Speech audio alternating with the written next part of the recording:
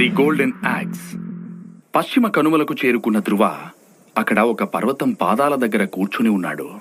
ఆ పర్వతానికి దూరంగా ఉన్న మైదాన ప్రాంతంలో జరుగుతున్న దృశ్యాల్ని చూసి చాలా ఆశ్చర్యం వేసింది. అక్కడ ఒక దున్నపోతు తలతో పైభాగం, మానవ శరీరం కింద భాగం, గుర్రపు శరీరంతో ఒక రాక్షసుడు ఉన్నాడు. అతడు ఒక పవిత్ర రక్తజీవి. ఆ రాక్షసుణ్ణి చంపడానికి చాలా మంది మనుషులు ప్రయత్నం చేస్తూనే ఉన్నారు. ఆ రాక్షసుడు తన చేతిలో రెండు వైపులా పదును గొడ్డలితో అన్ని వైపులకి చాలా వేగంగా ఊపుతూనే ఉన్నాడు. పొరపాటుగా ఆ గొడ్డలి తగిలింది అంటే ఎలాంటి అవకాశం లేకుండా శరీరం రెండు ముక్కలైపోతుంది. ఆ గొడ్డలిని ఎదుర్కోవడానికి ఉక్కు కవచపు కోటలో ఉన్న వీరులు ఎవరూ సాహసం చేయలేకపోయారు. ఆఖరికి ఇంద్రజిత్తు కూడా ఆ గొడ్డలి దాడి నుండి వెనక్కి తప్పించుకోవడానికి తన మౌంట్ మీద చాలా దూరం వెనక్కి వెళ్లాల్సొచ్చింది.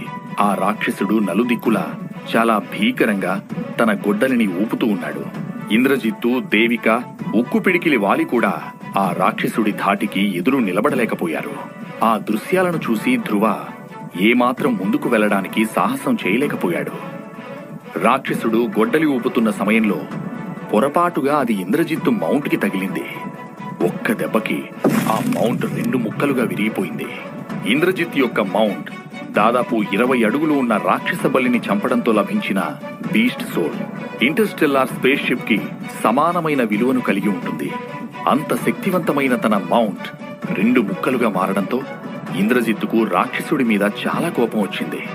అక్కడ ఉన్న మనుషులందరూ ఆ రాక్షసుణ్ణి చంపడానికి తమ దగ్గర ఉన్న అన్ని రకాల శక్తివంతమైన ఆయుధాలని ఉపయోగించారు.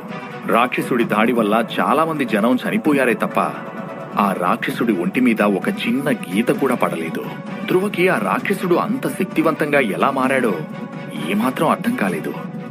తనను చంపడానికి ప్రయత్నించిన పవిత్ర రక్తజీవి బ్లాక్ బీటల్తో పోలిస్తే ఇది ఎన్నో వందల రెట్లు శక్తివంతమైంది. రాక్షసుడి శక్తికి అతని వేగం తోడైంది. రెండూ కలిసి రెప్పపాటు కాలంలో దాడి చేస్తున్నాడు. ఆ రాక్షసుడికి మైదానం నుండి పర్వతం యొక్క పాదాల భాగానికి చేరుకోవడానికి కొన్ని క్షణాల సమయం మాత్రమే పట్టింది. పర్వతం మొదటి భాగానికి చేరుకున్న తర్వాత ఆ రాక్షసుడు వెనక్కి తిరిగి ప్రజల వైపు చూస్తూ దున్నపోతు స్వరంతో గట్టిగా గాండ్రించాడు.